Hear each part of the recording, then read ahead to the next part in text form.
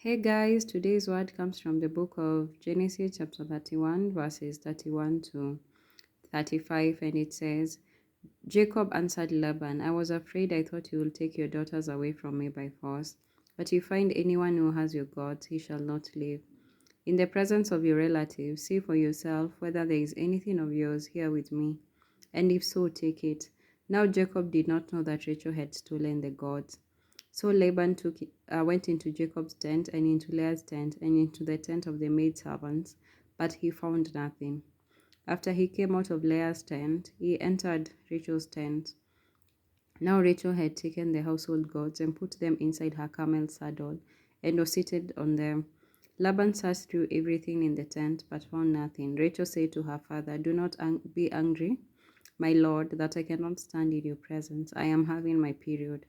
So he searched but could not find his household gods. Today I think it's just a contrast.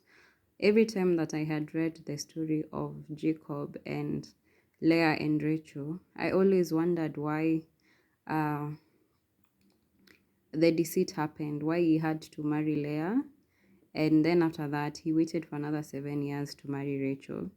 But as you continue from that time to this time in Genesis chapter 31, when Jacob is fleeing from Laban, and he is very confident that no one has taken anything from his father-in-law Laban, and if anyone has taken, he should die.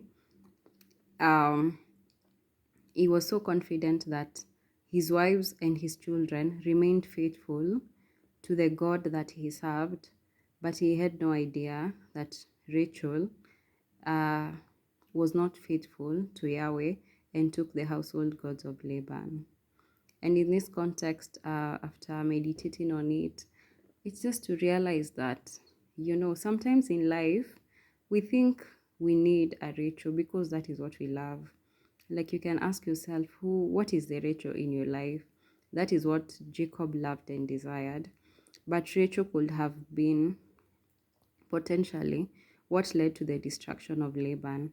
In terms of all his years of hard work, if Laban had found the gods um, among the things, he would have taken it. And the covenant of peace in this chapter, later on in the chapter that Jacob makes and with Laban, it could not have stood, right?